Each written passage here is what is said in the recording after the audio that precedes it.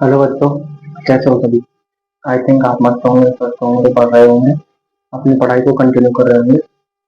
देखो, हम science subject को कंप्लीट करने की ओर है। हमने दो पार्ट कंप्लीट कर दिए हैं। अब हमारा अगला पार्ट है धातु और अधातु। क्या है? धातु और अधातु,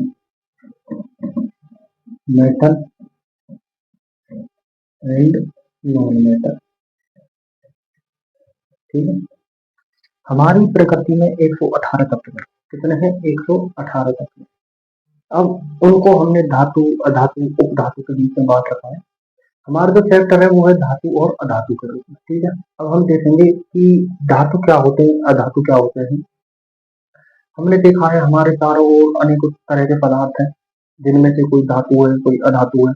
हमें पता कैसे चलता है कि ये धातु है, ये अधातु है, उसके बारे में हम इस चैप्टर में जानेंगे। तो देखो, तत्वों को उनके गुण धर्मों के रूप में, तत्वों को उनके गुण धर्मों के आधार पर हमने धातु और अधातु के रूप में बांटा है। तो सबसे पहले हम देखते हैं धातु क्या है। धातु, धातु किसे कहते हैं, यानी मेटल। मेटल क्या है?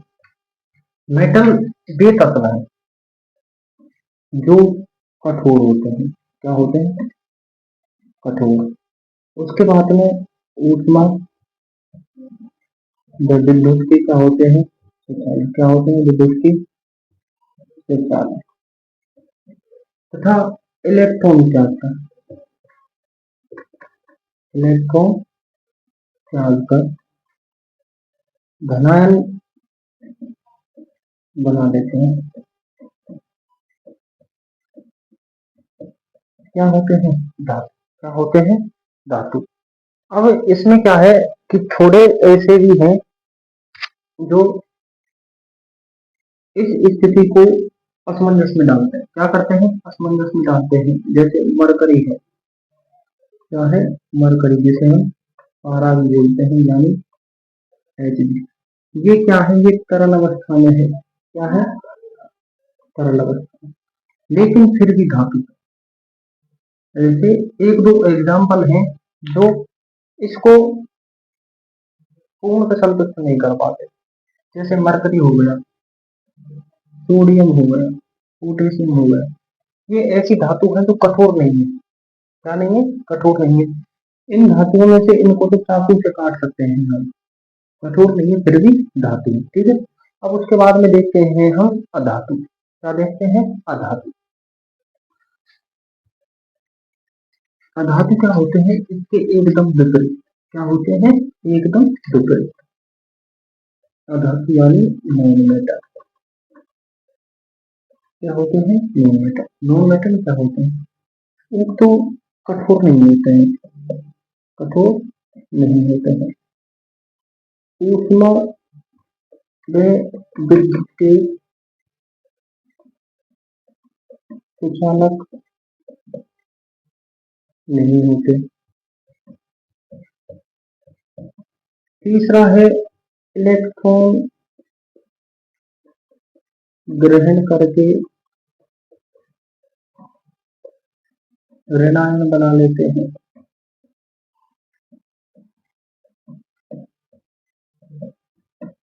चौथा है चमकदार नहीं होते। क्या नहीं होते? चमकदार नहीं होते। अब इसमें क्या है कि जो ये कठोर वाला सेक्शन है, इसमें एक होता है कार्बन का अपरूप हीरा। क्या है? कार्बन का अपरूप हीरा, जो प्रकृति का सबसे कठोरतम पदार्थ है। क्या है? कठोरतम पदार्थ है। मैंने आपको क्या बताया था कि कोई कोई तत्व इस स्थिति को पूर्ण नहीं कर पाता। धातु में थे सोडियम था, पोटेशियम था, मरकरी था। और अधातु में है हीरा, जो कठोर होता है लेकिन होता क्या है? अधातु। तो आपको धातु और अधातु के बारे में डिफरेंस आ गया होगा। धातु वे पदार्थ होते हैं, कठोर होते हैं, चमकीले होते हैं, ऊष्मा व विद्युत के सुचालक होते हैं और इलेक्ट्रॉन जाकर धनायन ग्रहण कर लेते हैं, धातु कहलाते हैं। और अधातु वे पदार्थ होते हैं जो कठोर नहीं होते, ऊष्मा व विद्युत के सुचालक नहीं होते। ठीक है। और चमकदार नहीं होते। ठीक है।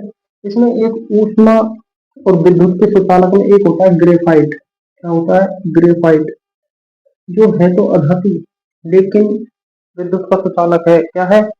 विद्युत का सुचालक है। अब हम धातु व अधातु के भौतिक गुणधर्म देखेंगे। क्या देखेंगे? धातु व अधातु के भौतिक गुणधर्म। क्या देखेंगे? धातु व अधातु के भौतिक गुणधर्म।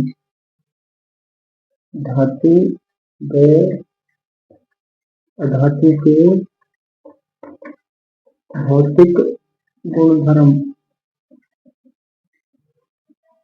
धातु व अधातु के भौतिक गुणधर्म इधर लिखते हैं हम। यहाँ पे लिखेंगे धातु और यहाँ लिखेंगे अधातु। ठीक है, और इधर चलेंगे गुणधर्म। ठीक है जी। तो सबसे पहला है अपना चमक। क्या है?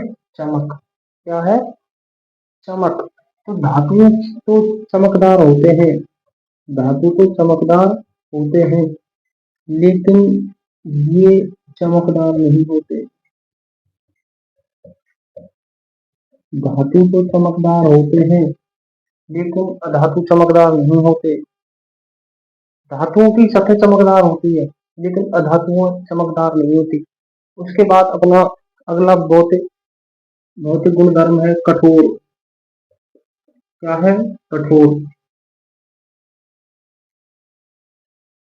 ये सामान्यतः कठोर होती है। क्या होती है? कठोर होती है। लेकिन मैंने अभी आपको बताया सोडियम और पोटेशियम दो ऐसी धातु है जिनको हम चाकू से काट सकते हैं।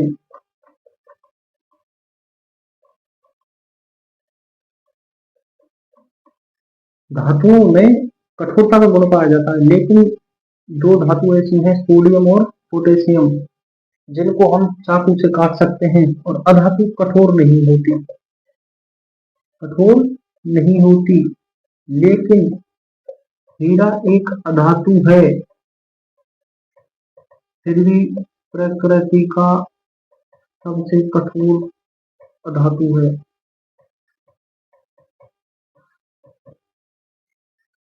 धातु कठोर होती हैं, धातु कठोर होती हैं, लेकिन सोडियम और पोटेशियम दो ऐसी धातु हैं जिनको हम चाकू से काट सकते हैं। अधातु कठोर नहीं होती, लेकिन हीरा है जो प्रकृति का सबसे कठोरतम तत्व है।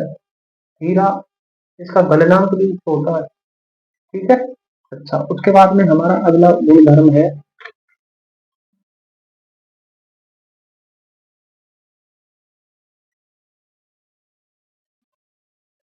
इसके बाद हमारा अगला गुणधर्म है रूप। क्या है? रूप। हमारा अगला गुणधर्म क्या है? रूप। धातुओं का रूप ठोस होता है। क्या होता है? ठोस।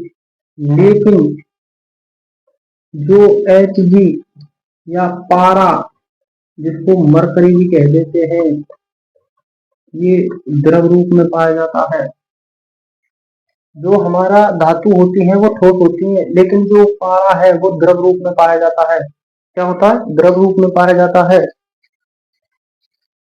और धातु होती है ठोस, और अधातु होती है ठोस भी होती है और गैसीय भी होती है। क्या होती है? ठोस भी होती है और गैस भी होती है। लेकिन लेकिन लेकिन जो ब्रोमीन होती है वो तरल अवस्था में पाई जाती है। क्या होता है? धातु ठोस भी होती है और गैसीय भी होती है, लेकिन जो ब्रोमीन होता है ये एक अपवाद है, जो किस रूप में पाया जाता है? तरल रूप में पाया जाता है। उसके बाद अपना जो अगला है वो है आघात वर्धनीयता। आघात वर्धनीयता। आघात वर्धनीयता क्या होता है? आघात वर्धनीयता धातु का एक गुण है। क्या है? गुण है, जो क्या करता है कि अगर हम किसी धातु को पीटे, क्या करें? पीटे हथौड़ी से, तो वो क्या होता है? अपना आकार बदल देता है, यानी एक चद्दर के रूप में हो जाता है। वही गुण क्या कहलाता है? आघात वर्धनीयता। धातु आघात वर्धनीय होती है, लेकिन अधातु नहीं होती। ठीक है, धातु आघात वर्धनीय होती है, लेकिन अधातु आघात वर्धनीय नहीं होती। उसके बाद हमारा अगला गुण है तन्यता। क्या है? तन्यता। क्या है? तन्यता, आप नाम से समझ रहे होंगे तन्यता क्या है। आप नाम से समझ रहे होंगे तन्यता क्या है। धातुओं में तन्यता का गुण पाया जाता है। धातुओं में तन्यता का गुण पाया जाता है, अधातुओं में नहीं। अब तन्यता होता क्या है। तन्यता धातुओं का वह गुण है जिसमें हम धातु को खींचकर एक तार तार के रूप में बदल दें।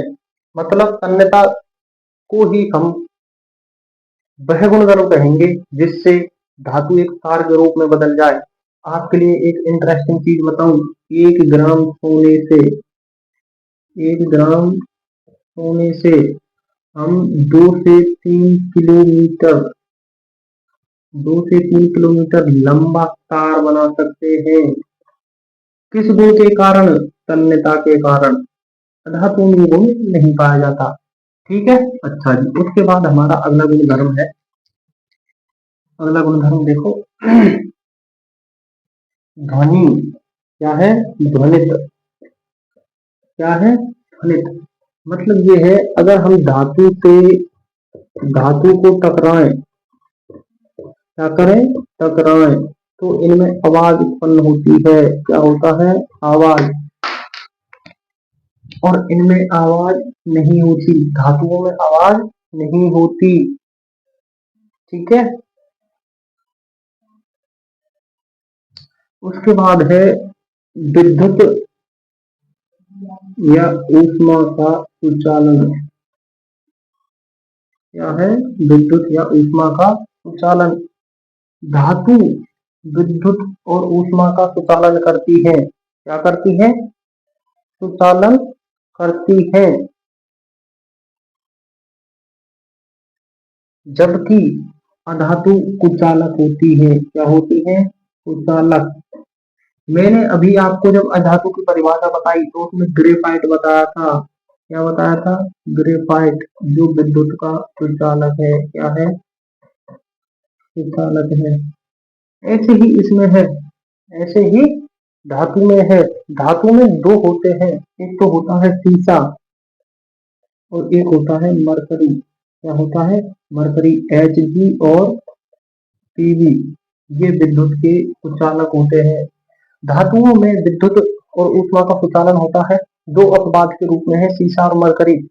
अधातुओं में विद्युत का कुचालक है, अधातु विद्युत के कुचालक है, लेकिन अपवाद स्वरूप ग्रेफाइट में कुचालन होता है। अब ये ग्रेफाइट पाया कहाँ जाता है, आपने पेंसिल देखा होगा जिससे हम लिखते हैं, जिसको हम रबड़ से मिटा देते हैं, उसमें जो ब्लैक ब्लैक पदार्थ होता है ना जिससे हम लिखते हैं, वही क्या होता है, ग्रेफाइट। क्या होता है, ग्रेफाइट। देखो मैं आपको बताऊं, आपको दिख रहा हो ये पेंसिल है छोटी सी, इसमें जो ये है, ये पॉइंट ब्लैक ब्लैक दिख रहा होगा आपको, यही ही ग्रेफाइट है। क्या है, ग्रेफाइट है, जो कि विद्युत का सुचालक है। ठीक है, अच्छा। उसके बाद हम देखते हैं घनत्व। क्या है, घनत्व। ये धातुओं का लास्ट भौतिक गुणधर्म है। क्या है, लास्ट भौतिक गुणधर्म है घनत्व। क्या है, घनत्व। ठीक है, धातुओं का घनत्व अधिक होता है, धातुओं का घनत्व अधिक होता है, अधिक होता है, और अधातुओं का कम होता है। धातुओं का घनत्व अधिक होता है, व अधातुओं का कम होता है। लेकिन लेकिन लेकिन सोडियम और पोटेशियम, सोडियम और पोटेशियम का घनत्व और गलनांक कम होता है। कोई कोई भौतिक गुणधर्म ऐसा है जिसमें अपवाद स्वरूप कुछ ना कुछ है, बाकी की सभी सेम है। ये हो, ये है, ये नहीं है, ये है, ये नहीं है, बस। ठीक है, यहाँ पे हमारे भौतिक गुणधर्म होते हैं कंप्लीट। क्या होते हैं, कंप्लीट। क्या होते हैं, कंप्लीट। उसके बाद में चलते हैं हम धातुओं के रासायनिक गुणधर्म। क्या है, धातुओं के रासायनिक गुणधर्म। धातुओं के रासायनिक गुणधर्म। क्या है, धातुओं के रासायनिक गुणधर्म। Chemical properties of metal. क्या है, केमिकल प्रॉपर्टीज ऑफ मेटल। इसमें क्या होता है, पहला गुणधर्म है वायु के साथ रिएक्शन। क्या है, वायु के साथ रिएक्शन। क्या है, वायु के साथ रिएक्शन या गैसों के साथ रिएक्शन। ये कहना क्या चाह रहा है कि जब ऑक्सीजन के साथ धातु ऑक्सीजन के साथ क्रिया करती है तो क्या बनाती है? धातु ऑक्साइड। क्या बनाती है? धातु ऑक्साइड। क्या बनाती है? धातु ऑक्साइड। एक मिनट रुकना। जब धातु ऑक्सीजन के साथ क्या करती है? रिएक्शन करती है तो क्या बनाती है? धातु ऑक्साइड। जैसे कि हम आपको बताएं, जब एल्यूमिनियम ऑक्सीजन के साथ रिएक्शन करता है, क्या करता है? रिएक्शन करता है तो क्या बनाता है? Aluminium oxide. क्या बनाता है? एल्यूमिनियम ऑक्साइड बनाता है। किसके कारण? इस गुण के कारण। वायु के साथ जब धातु रिएक्शन करेगा तो वो क्या होगा? धातु ऑक्साइड ही बनाएगा। देखो कैसे होगी रिएक्शन। 4Al प्लस 3O2 क्या बनाएगा?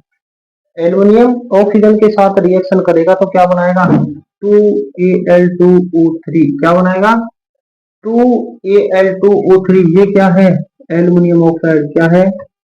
Aluminium oxide. क्या है? Aluminium oxide. ये पहला गुणधर्म है धातुओं का, रासायनिक गुणधर्म। अगर वायु के साथ रिएक्शन करेंगे क्या बनाएंगे? धातु ऑक्साइड बनाएंगे। क्या बनाएंगे? धातु ऑक्साइड। अब हम देखते हैं दूसरा गुणधर्म क्या है। दूसरा गुणधर्म, ठीक है।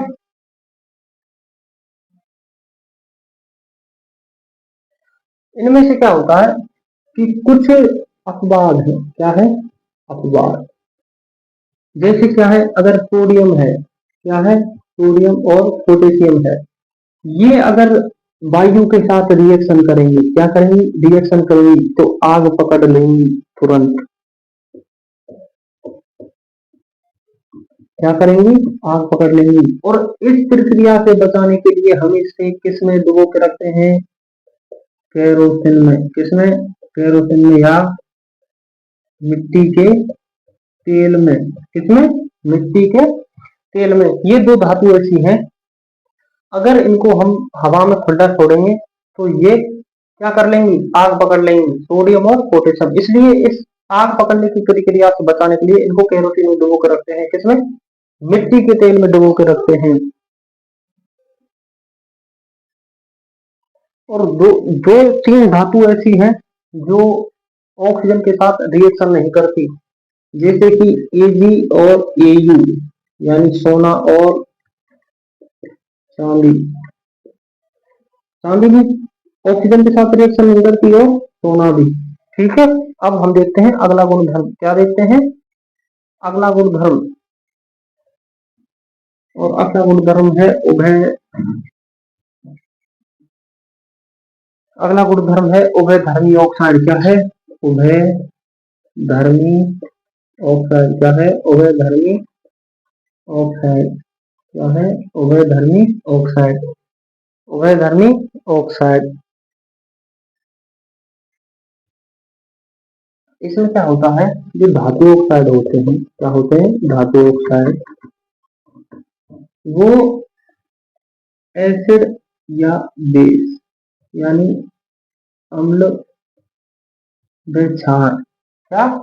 अम्ल व क्षार दोनों से रिएक्शन करते हैं। तो ये जो होते हैं ना धातु ऑक्साइड, ये क्या कहलाते हैं? उभयधर्मी। क्या कहलाते हैं? उभयधर्मी ऑक्साइड कहलाते हैं। क्या कहलाते हैं? उभयधर्मी ऑक्साइड। देखो कौन कौन से होते हैं, जैसे Al2O3 प्लस HCl। क्या होता है? Al2O3 प्लस HCl, ठीक है। ये क्या बनाएंगे? लवण और जल। AlCl3 प्लस H2O क्या बनाएंगे? लवण व जल। ये क्या है? लवण। क्या है? लवण और ये जल, ठीक है। उभयधर्मी ऑक्साइड, धातु ऑक्साइड जब एसिड या बेस से रिएक्शन करता है तो क्या बनाता है? लवण व जल। लवण व जल। जो धातु ऑक्साइड अम्ल व क्षार से अभिक्रिया कर रहा है, जो धातु अम्ल व क्षार से अभिक्रिया कर रहा है, वो कौन से कहलाएंगे? उभयधर्मी ऑक्साइड। क्या कहलाएंगे? उभयधर्मी ऑक्साइड। अब देखते हैं हम अगला गुणधर्म, जल के साथ रिएक्शन। क्या है? जल के साथ रिएक्शन। क्या है? जल के साथ रिएक्शन। इसमें क्या होगा? जल के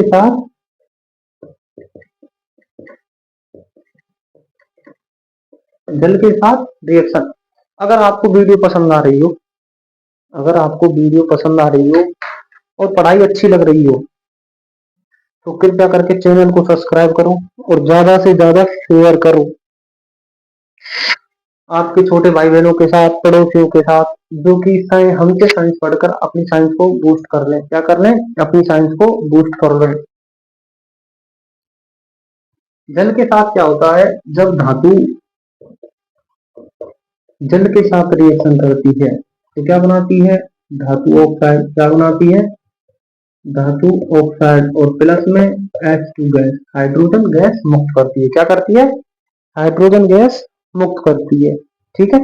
अब कुछ तत्व ऐसे हैं, कुछ तत्व ऐसे हैं जो एक नियमित प्रकार के जल से रिएक्शन करते हैं। क्या करते हैं? नियमित प्रकार के जल से ही रिएक्शन करते हैं। उनको देखो वो कौन कौन से हैं। एक तो है सोडियम, पोटेशियम और कैल्शियम। सोडियम, पोटेशियम और कैल्शियम ये करते हैं ओनली ठंडे जल के साथ रिएक्शन। किसके साथ?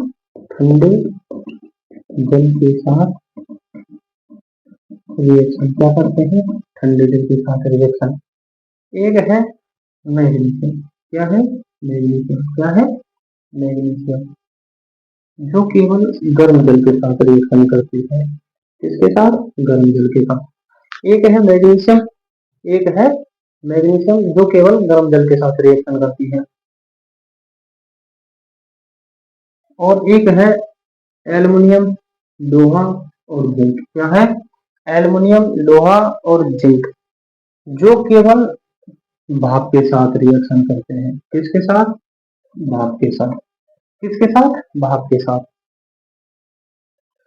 और दो तीन तत्व ऐसे हैं, दो तीन तत्व ऐसे हैं जो किसी भी प्रकार के जल के साथ रिएक्शन नहीं करते, जैसे पीवी, एबी। ये कैसे भी जल के साथ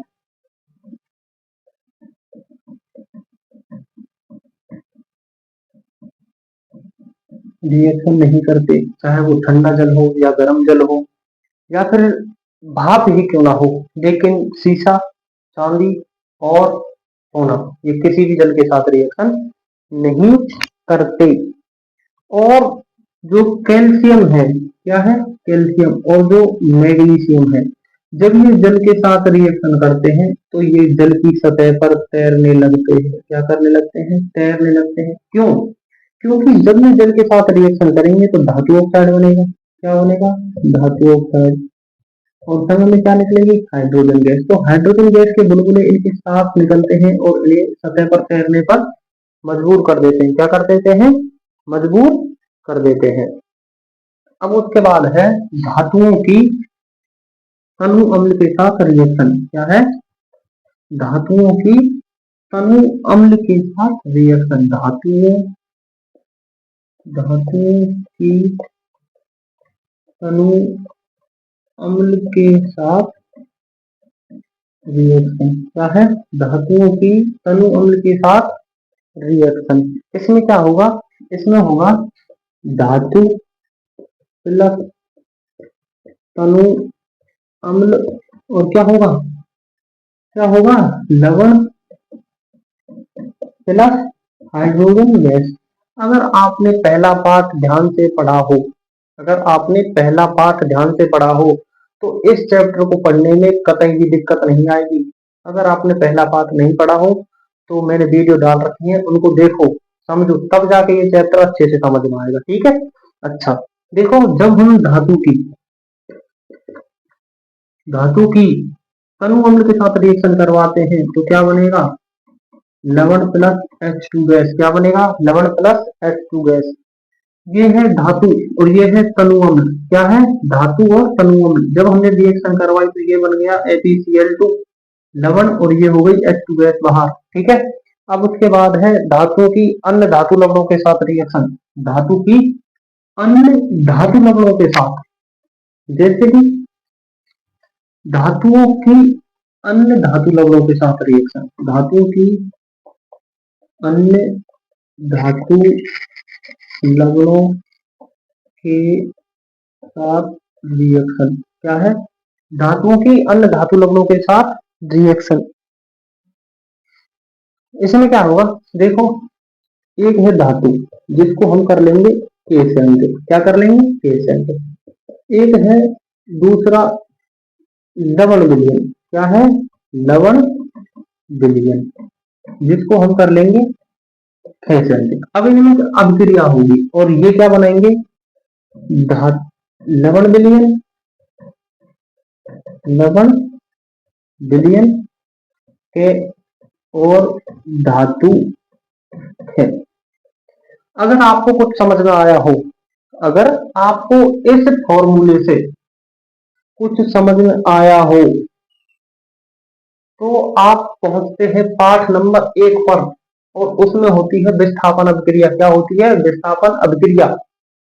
वही से संबंधित है ये। कैसे? देखो, हमने ले ली एक धातु। क्या ले ली? धातु। और हमने ले लिया दूसरी धातु का लवण। क्या है? लवण। अब इसमें क्या करेगा? ये एफ ही है जो इस सीयू को विस्थापित कर देगा। क्या कर देगा? विस्थापित। और ये अपना खुद का धातु लवण बना लेगा और सीयू को कर देगा अलग। हमने यहाँ पे ये कह किया है। क्या है? कह। और ये ख। जब ये कह है तो मतलब जो पहली धातु है जो हमने कह से अंकित किया, उसने अपना लवण बना लिया और धातु निकाल दी बाहर। क्या कर दी? धातु निकाल दी बाहर। ये सब क्यों हुआ है?